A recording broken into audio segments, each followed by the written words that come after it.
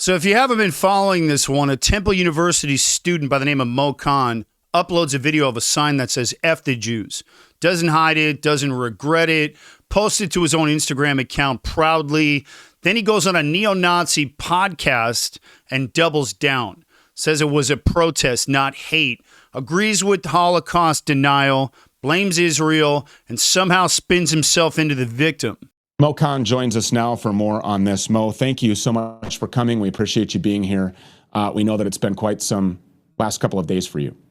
No, I appreciate it a lot. It's been really hectic, but I'm keeping up and holding my ground as far as I can. You know, we talk a lot about Jewish supremacy on this program. You're an innocent man, but over the past few days, this disgusting Jew has internationally destroyed your reputation. He's threatened you. He's threatened your family. He's had your scholarship to Temple University revoked. Would you call that Jewish supremacy? To an extent, yes, I believe that is. Just because it goes to show how much control that one group could have on anyone's potential career. I mean, I've seen arguments saying that if the same sign said, fuck the Muslims, fuck the blacks, fuck the Christians, the impact that those signs would have had is not anywhere near the impact that this type of sign had, especially on a person that, like I said, wasn't necessarily even involved in it. So just to kind of put it into perspective, they're completely and utterly uprooting and annihilating one individual, and that's there. Then I don't really know what else counts as supremacy. But here's what you probably don't know. Mo Khan has a long history of very sketchy behavior, porn scams, exploiting women, abusing the homeless, and now anti-Semitism. It's basically OnlyFans but live streaming, but what's different is that with us, like, you don't have to do any promo or anything. Like, we've been working with girls for the past year or so, kind of like perfected the algorithm on Chatterbait, and we literally just help girls blow up and make bread. I think we could make you so much fucking bread. I know.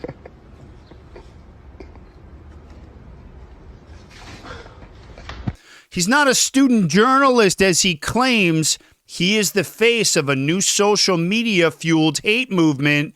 And on this episode, I'm smashing through all the nonsense.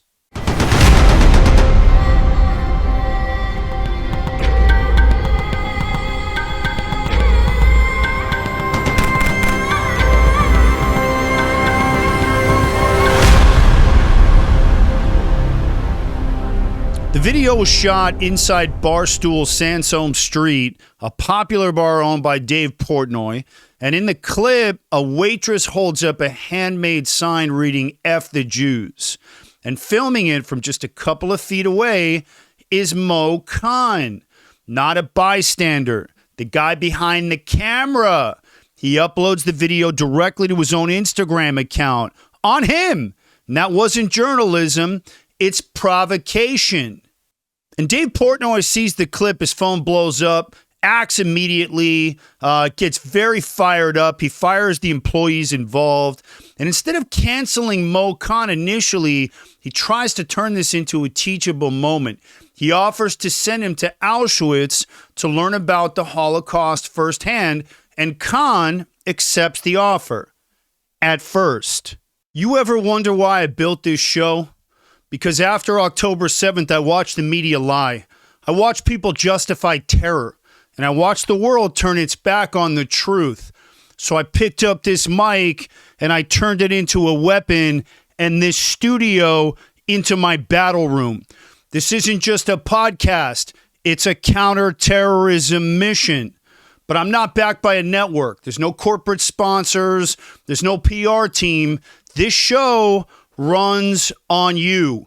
And if the truth matters to you, and if you've ever said, finally, someone's standing up and said it, then help me keep it going.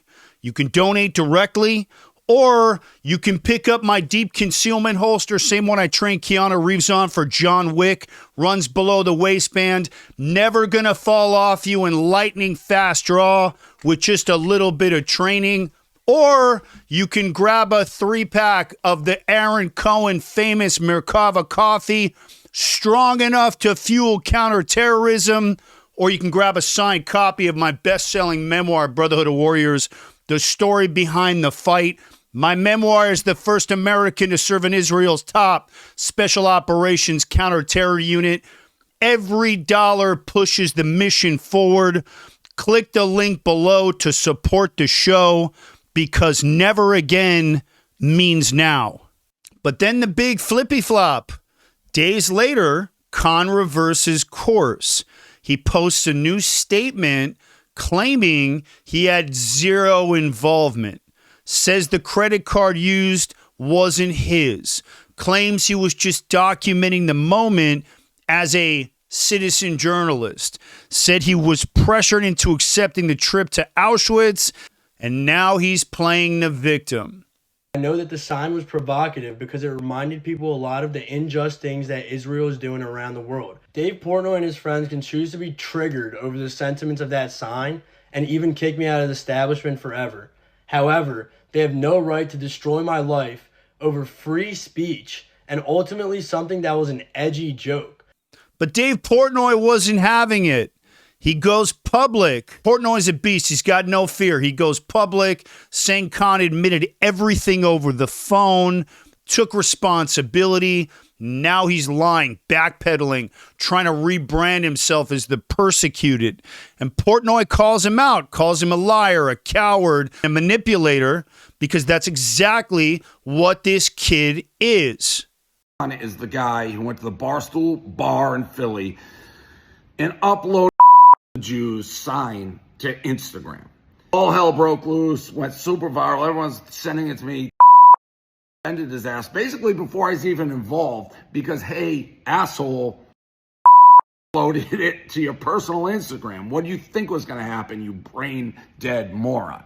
I was so mad. Everyone saw that. I calmed down. I'm like, I'm going to try to make this teachable moment. This kid's crying. He's like, I'm not anti-Semitic, blah, blah, blah, all this shit, even though there's past incidents that came to light. And then he does a 180. He's like, oh, I was a citizen journalist. I don't know who did it. I have nothing to do with it. He's just a flat liar, coward with no responsibility. He is now actually trying to profit from this. And he's playing the role of the victim. So now I want to hit that victim flip strategy. What Con is doing isn't just lying. It's some strategy in there. It's a formula we've seen over and over. Step 1, you commit the act. Step 2, you cry victim. Step 3, claim it was free speech. Mo Khan didn't invent this tactic, but he's certainly executing it by someone who got some good information about how to use this, maybe his lawyers. First, he tries to sell his Instagram account after the controversy blows up. Then he claims the video was satire. Strike 2. Finally, he says he's being lynched by social media. This isn't a sincere apology. He's now switched into a PR campaign built on hate, and it almost feels like it was designed to go viral at this point moving forward. So now I want to talk about who Mo Khan is. Who is this kid? Let's take off the mask. Mo Khan isn't a journalist. He's not some activist. He's a clout chaser with a pattern of targeting the vulnerable and monetizing outrage. Here's what I can tell you. He filmed and posted the F the Jews video himself. He was exposed for running a porn-based scam operation, luring young women with fake modeling offers. And he filmed himself dumping a bucket of water on a homeless man and posted it as a joke. Come throw some water on me, dog. And that's the man who's now being held up by some as a symbol of free speech. No, he's not misunderstood. He's dangerous. Now I want to talk about the Stu Peters pipeline and what I'm calling the radicalization model. So what does this kid do next?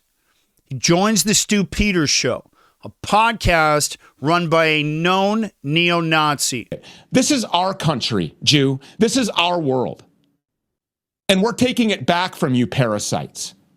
And you can say whatever the hell you want. This is America. But if this guy claimed COVID was a Jewish plot, who denies the Holocaust, he pushes white nationalist propaganda, and Mo Khan sits there, guess what? Agrees with all of it. Says the sign was just a message about Israel. Says Jewish supremacy is a real concern. He doesn't walk it back. This kid leaned in. It's cool, man. We're going to put you on display. And this is how anti-Semitism spreads in 2025. Starts as anti-Israel activism, then morphs into coded hate speech, then ends up right where it always leads, full-blown Jew hatred. TikTok is the new delivery model. Podcasts are the new radicalization. Platforms and Mo Khan is the perfect example of how fast that pipeline works. Now let's talk about Temple University. They suspended Khan, but they didn't expel him. They didn't condemn the video as anti-Semitic. No press conference yet. No apology to the Jewish students. No call for action. Just a vague suspension, zero teeth. And this is the same pattern we've seen at schools across the country. Administrators too terrified to speak out when anti-Semitism comes from the far left or cloaks itself in anti-Israel language. And that silence, it's how it spreads. And I'm coming to you from the risk management and professional threat assessment part of this. Temple had a chance to take a stand and they blew it. But it's cool, Temple. We see you. So let me bottom line this thing. This isn't just about Mo Khan. It's about the system that elevated him. That's the assessment here. Social media platforms that amplified him, a university that protected him, and a media culture that's let this behavior pass as activism. And the dangerous part, it's working. Khan's story is being reframed in real time as we speak, and he's getting more attention, more followers, and more influence. That is what anti-Semitism looks like now. Doesn't wear a hood, it wears a tie. It speaks in TikToks. It blames Israel. Then it blames Jews.